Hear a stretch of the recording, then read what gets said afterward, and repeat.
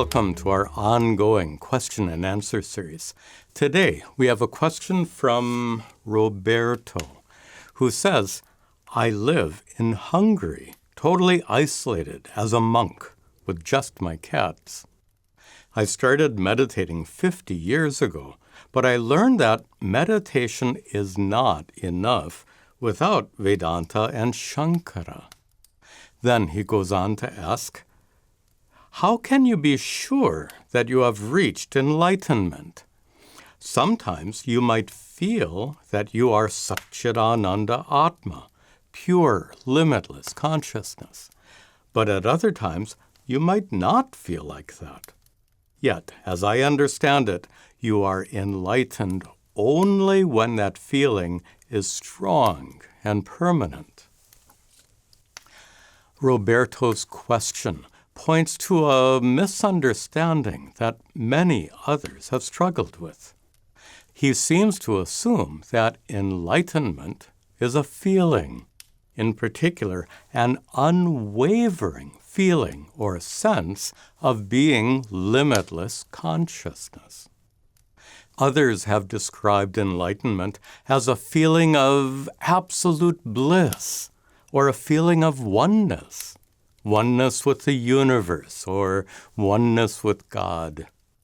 There's no doubt that to experience such feelings is absolutely wonderful.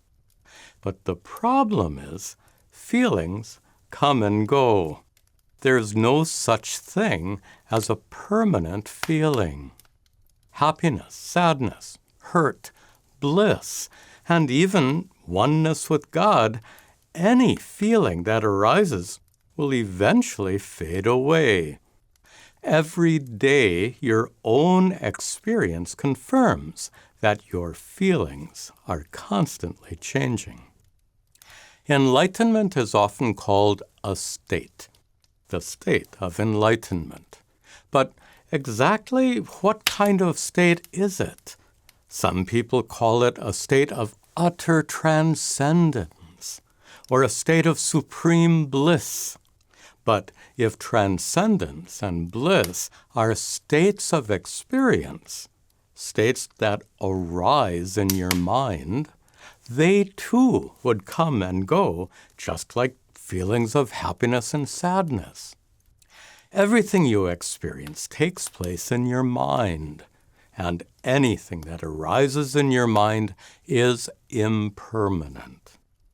So, if enlightenment cannot be a passing feeling or a temporary state of mind, then what is it? The rishis, the sages of ancient India, called it Moksha, which means liberation or freedom. Freedom from what? Moksha is freedom from suffering. The complete and everlasting absence of suffering of any kind, both during this lifetime and after one's physical death. This freedom from suffering is not a feeling or a mental state that comes and goes. Why? Because it's not the presence of a particular feeling or state. Logically speaking, it's an absence, the complete absence of suffering. Let me explain. The ancient rishis discovered that your essential nature, your true self, Atma, is pure consciousness, unborn, uncreated, boundaryless, limitless. As such, Atma, the so-called divinity that dwells within you, is already free from suffering. It's already transcendent, already blissful, already divine. You've probably heard the famous Sanskrit dictum, Tat Tvam Asi. You are that. With those 3 words, the rishis revealed the highest spiritual truth. We can't explore that further here, but it's significant that the rishis said, you are that. They didn't say, you will become that. sometime in the future. So, according to the rishis, Atma, your true self, is already free from suffering, and it always has been. But if that's so, then why do you still suffer? The rishis explained that when you fail to recognize your true self, Atma, you wrongly identify yourself with your body and mind. For example, if you say, I am an elderly male, or I am a young female, you're identifying yourself with your physical body, not with Atma, which has no gender or age. When you say, I am happy or sad, you're identifying yourself with your mind and not with your true self. Atma is your fundamental nature as the consciousness or awareness that enables you to know the gender of your body and the sadness in your mind. That consciousness is the essence of who you are as a sentient being. But when you fail to recognize your essential nature as pure consciousness, you falsely identify yourself with your body and mind. And as a result, you suffer due to the many problems of your body and mind. On the other hand, when you do recognize your true nature as pure consciousness, you will know that the problems of your body belong to your body, and the problems of your mind belong to your mind. You'll discover that you are absolutely okay in spite of the problems of your body and mind, because none of that can affect your true nature in any way whatsoever. This statement is not a matter of belief. You can personally discover your true nature through the wisdom of the rishis found in the teachings of Advaita Vedanta. After making that discovery, you'll find yourself completely free from suffering. Now we can answer Roberto's question. How can you be sure that you have reached enlightenment? The answer is when all your suffering comes to a complete and final end. Now, let's discuss a closely related question that many others have asked. The question is, does enlightenment take place in an instant, or does it take place gradually due to a process of spiritual growth? Well, based on what we just discussed, enlightenment certainly seems to be instantaneous. Any kind of discovery or recognition, by its very nature, is immediate. For example, when you see your image in a mirror, you recognize yourself immediately. The same is true when you recognize your true nature. If that recognition were gradual, then in the middle of that process, you could presumably be half enlightened, which is not the case. But unlike your reflection in a mirror, your true self is not clearly evident.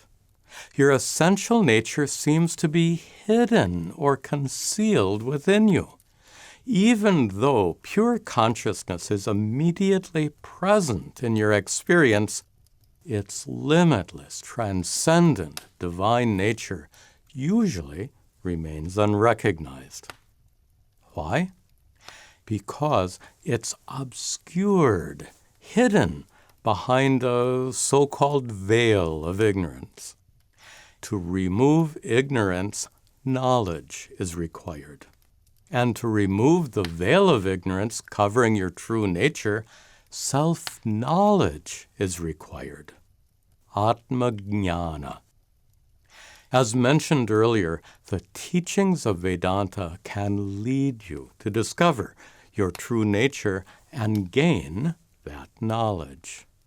But before you can gain any kind of knowledge, you have to be ready. You have to be fully prepared to grasp that knowledge. For example, before you can learn calculus, you have to study algebra and trigonometry first. Those subjects are prerequisites. And just like calculus has certain prerequisites, there are important prerequisites for gaining self-knowledge, atma-jnana. They're actually quite extensive, so we can't get into the details right now. But it's clear that those prerequisites are gained through spiritual practice. Practices like meditation, scriptural study, karma yoga, and devotional activities. To gain ordinary knowledge, like calculus, you'll need an ordinary degree of preparation. But to gain the extraordinary knowledge of your true self, Atma, you'll need an extraordinary degree of preparation. That's why the process of spiritual growth needed to become fully prepared for enlightenment can take many years, or according to some, it can even take many lifetimes. So, even though you become enlightened the very moment you discover or recognize your own true nature, the process of getting ready to make that profound discovery can take a really long time. Based on all this, we could say that enlightenment is the result of gaining self-knowledge after you have become fully prepared through extensive spiritual practice. That's why Shankara, the greatest teacher of Advaita Vedanta, said, "Jnanam eva moksha." Moksha is attained through self-knowledge alone. Yet, you've probably heard stories of great saints living in remote forests and mountain caves who apparently became enlightened not through knowledge, but through the practice of meditation.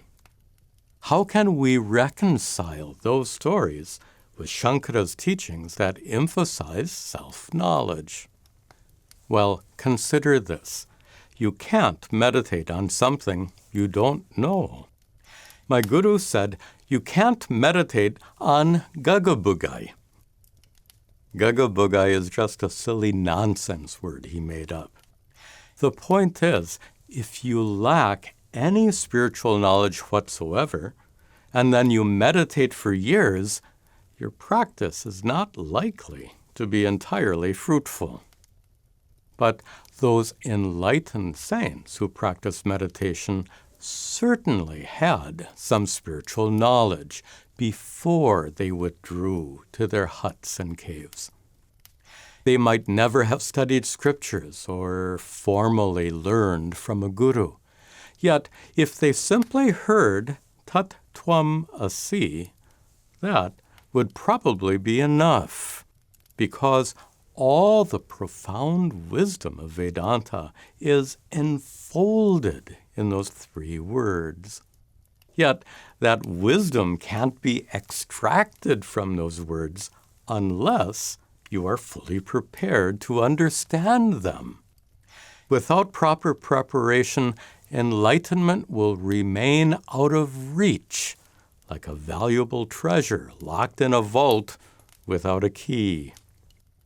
It seems likely that those great saints began their rigorous practice of meditation after having heard Tat Tvam Asi and much more.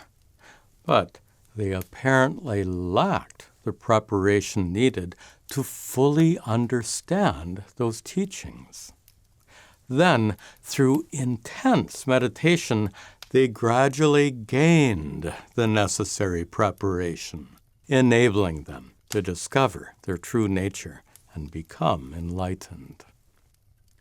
This is our last question and answer video for the time being. I'd like to take a break for a while to work on some other videos.